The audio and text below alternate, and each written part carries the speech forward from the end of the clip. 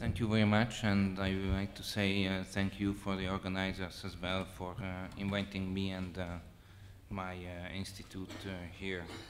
The title is How to Speak About the Crimes of the 20th Century Without Equalizing Them, but for many times the speakers before me emphasized that we have to compare at least. And I would like to add on some remarks on the difficulties of comparing not all the crimes of the 20th century, but those of the two chief totalitarian regimes. First of all, there is the problem of time. Between committing Nazi crimes and condemning them, only some years passed. But between communist crimes, I mean the most brutal ones, and speaking out them freely, decades elapsed. It caused a very strange social phenomena. A part of the society seemed like feeling indifference, while another, on the contrary, felt an even greater need to speak out those crimes freely. However, the later ones lacked political force at the times of transition, so 1989 and in the following years. So some more years were added to the 4.5 decades that had already passed. The second problem is connected with those social groups who felt a kind of indifference. It is very difficult to say, but I would like to talk about those members of these social groups who enjoyed various kinds of advantages during communist dictatorship. So, after all, during nearly half a century, many people became a kind of beneficiary of the existing socialist systems.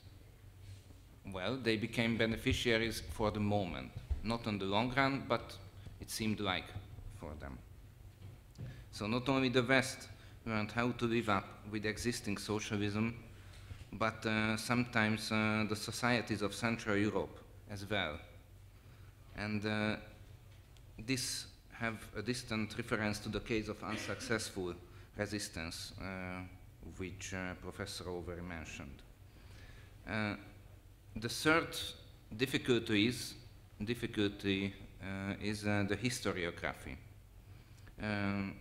We cannot underline strong enough how the communist regimes were keen on distorting the past.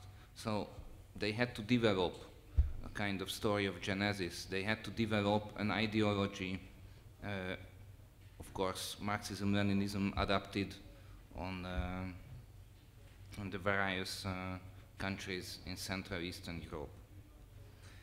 Professor Overy spoke about mainly Poland and Timothy Snyder's Bloodlands. But what was the situation with the territories south of the Carpathians? Let's say Slovakia, Romania, Hungary, Serbia, Croatia.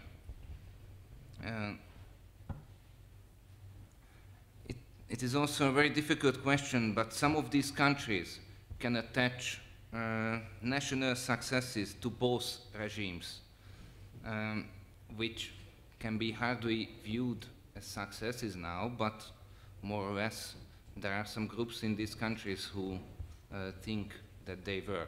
For example,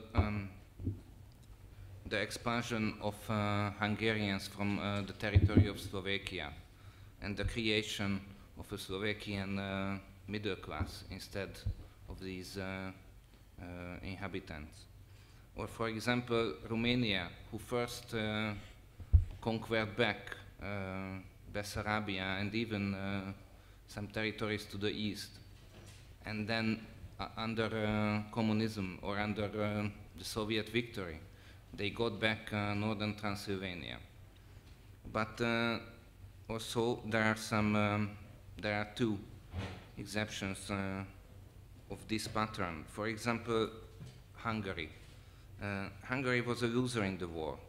Thus, it makes the detailing of communist crimes committed in 1944 and 45 even harder. For example, it can be viewed as refusing the consequences of a so-called loser status. So, what about equating totalitarian regimes?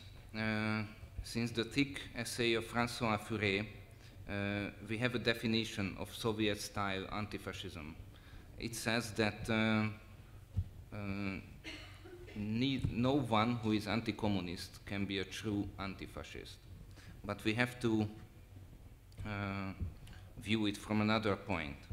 I would say that someone who is an anti-fascist or anti-Nazi is not necessarily a model of tolerant democratic values. And on the other hand, someone who is purely anti-communist is not necessarily a model of tolerant democratic values, but I think who is both, refusing both forms of totalitarian regimes in Central Europe, can be a source of inspiration for us. So thank you very much.